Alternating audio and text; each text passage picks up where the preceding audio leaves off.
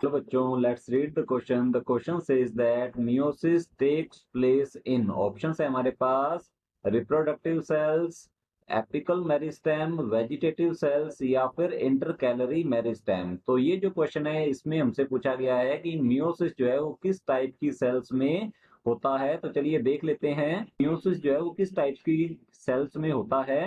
तो इस क्वेश्चन का जो की कंसेप्ट है इसमें हमसे पूछा गया है मियोसिस के बारे में। तो यहाँ हम लिखते हैं मियोसिस। मियोसिस को रिडक्शनल डिवीजन या हाफ डिवीजन भी कहा जाता है। ये एक टाइप का सेल डिवीजन है।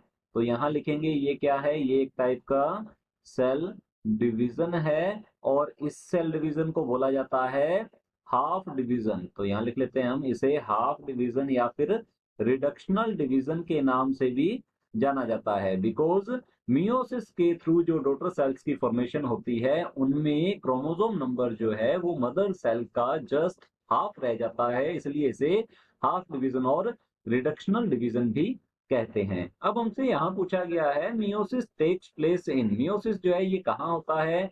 मेनली मियोसिस जो है ये होता है गैमीट मदर सेल में। तो हम यहाँ लिख सकते हैं मियोसिस जो है ये गैमीट मदर सेल जो होती है, मदर सेल, या फिर इन्हें हम कह सकते हैं रिप्रोडक्टिव सेल्स।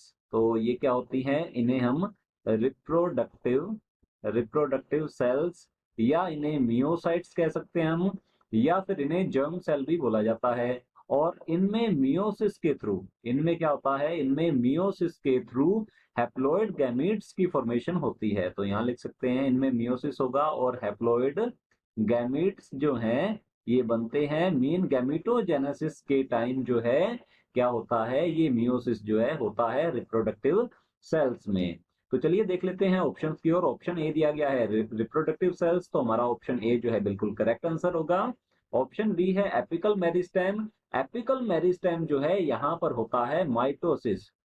प्लांट्स में एपिकल मेरिस्टेम जो है ये मेनली हाइट में ग्रो जो होता है प्लांट उसके लिए रेस्पॉन्सिबल होता है। तो एपिकल मेरिस्टेम जो सेल्स होती हैं इसकी, इसमें होता है माइटोसिस जिसके थ्रू प्लांट की ग्रोथ होती है लेंथ में। तो हमारा ऑप्शन बी जो है ये रॉन्ग होगा।